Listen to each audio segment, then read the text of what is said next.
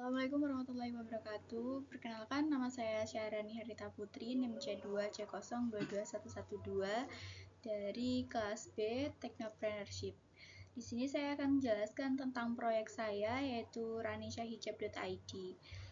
Berikut adalah bagian organisasi di proyek saya, yaitu saya sendiri sebagai direktur, kemudian ada teman saya, Adisti Lintang, sebagai manajer keuangan, kemudian Fadila Wahyu Pritaningtyas sebagai manajer operasional, kemudian teman saya satunya Kiska Ayu Puspita sebagai manajer pemasaran.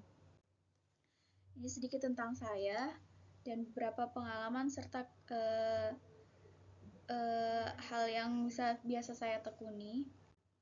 Kemudian di sini saya akan menjelaskan tentang ranisahijab.id itu sendiri. Ranisahijab.id itu bergerak di bidang fashion hijab yang merupakan produk fashion yang memproduksi dan memasarkan jilbab. Di sini kami mengutamakan kualitas bahan dan kenyamanan konsumen dan tentunya dengan harga yang terjangkau. Di sini kami pemasarannya melalui beberapa media sosial.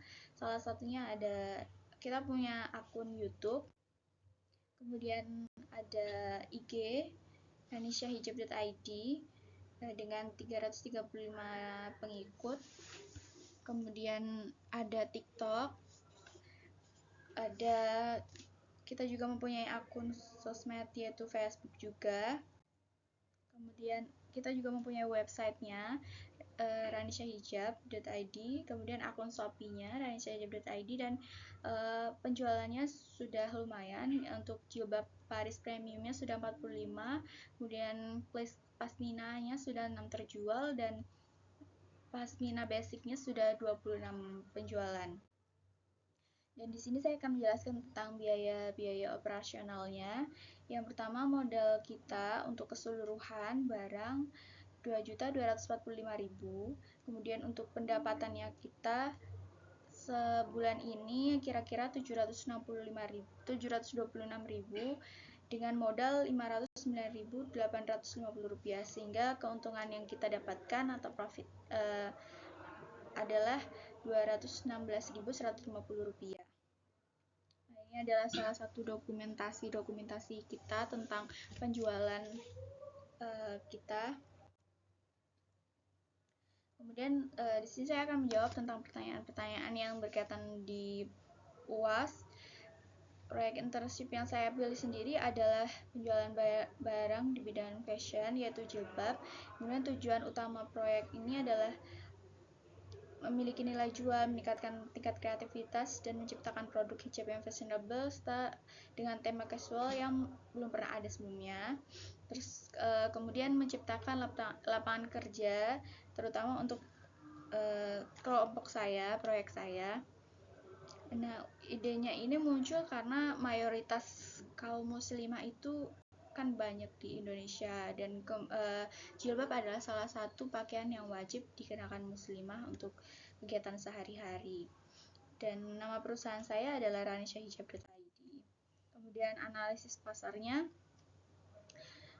kami selalu memahami target pasarnya dulu, kemudian riset pasar, evaluasi persaingan, analisis SWOT atau identifikasi kekuatan, kelemahan, peluang, dan ancaman, kemudian penentuan harga, membuat strategi pemasaran yang efektif, kemudian pemahaman regulasi dan lingkungan bisnis. Untuk kebutuhan masalah yang ingin kami selesaikan di proyek ini, tentunya pastinya stok barang yang terkadang susah didapatkan, serta peningkatan jumlah pembelian tetapi stok barangnya menipis. Kemudian untuk melihat peluang pasar di proyek ini, pastinya karena tadi lingkungan kita muslimah dan jilbab adalah salah satu bagian wajib yang kami kenakan. Untuk model bisnisnya, itu kita di bidang fashion, merencanakan untuk penghasilan pendapatannya melihat target pasar dan barang yang digemari saat ini. Dan untuk menarik pelanggan atau penggunanya, kami selalu memberikan kualitas yang bagus tetapi dengan harga yang terjangkau. Inovasi dan keunggulan bersaingnya yang membuat unik itu bahannya berkualitas tetapi dengan harga yang terjangkau. Terus untuk berencana persaingannya dengan pasar, kami selalu melihat target pasarnya. Kemudian untuk aspek atau fitur teknologi khusus yang membedakan proyek kami, di sana kita ada pasmina Pliska tentunya dengan konveksi tertentu. Dan strategi pengembangan produk atau layanannya,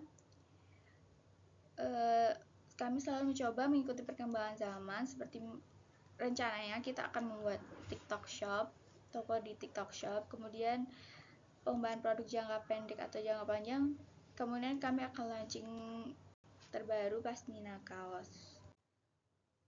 Manajemen resikonya, banyaknya pesaing penjualan yang sama, produk-produk yang sama.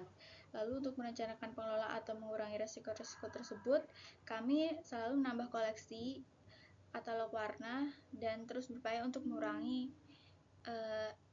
berupaya tidak mengurangi kualitas. Lalu langkah-langkah darurat yang jika kita terjadi atau kendala atau masalah besar adalah pasti melakukan evaluasi pasar dan target. Dan tadi untuk struktur organisasi sudah saya jelaskan di awal, bisa dilihat juga di gambar. Kemudian untuk kemitraan dan jaringan, di sini kami hanya menjalin kemitraan atau kerjasama dengan konveksi hijab kita. Kemudian untuk membangun dan memelihara jaringan dalam industri atau komunitas yang relevan, kami selalu mengkoordinasikan setiap hal yang terjadi dalam proyek kita atau bisnis kita. Lanjut untuk keberlanjutan dan dampak sosialnya. Kalau untuk memberikan dampak sosial di lingkungan yang positif, di sini selalu menjadikan penyediaan produk jilbab adalah salah satu untuk bentuk penyediaan kewajiban untuk muslimah. Dan rencana keberlanjutan untuk menjaga proyek tetap relevan dan berhasil di masa depan adalah selalu melakukan inovasi dan penjagaan kualitas produk. Kemudian evaluasi kinerja, yaitu peningkatan pelayanan dan tentunya stok barang kita yang harus berusaha untuk terus meningkat. Kemudian apa kriteria yang akan digunakan untuk mengukur kinerja atau pencapaian tujuan, tentunya dengan peningkatan penjualan produk. Dan pertanyaan umumnya, apakah ada tantangan khusus yang Anda hadapi selama pelaksanaan proyek?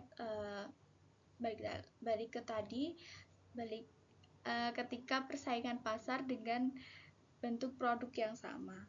Bagaimana Anda mengatasi hambatan atau kesulitan selama proses pengembangan proyek dengan melakukan evaluasi kinerja proyek. Dan jumlah modal yang dibutuhkan adalah 2.245.000. Kemudian profit yang sudah dihasilkan adalah 726.000. Sekian dari saya. Apabila ada kesalahan mohon dimaafkan. Wabillahi taufiq wal hidayah. Wassalamualaikum warahmatullahi wabarakatuh.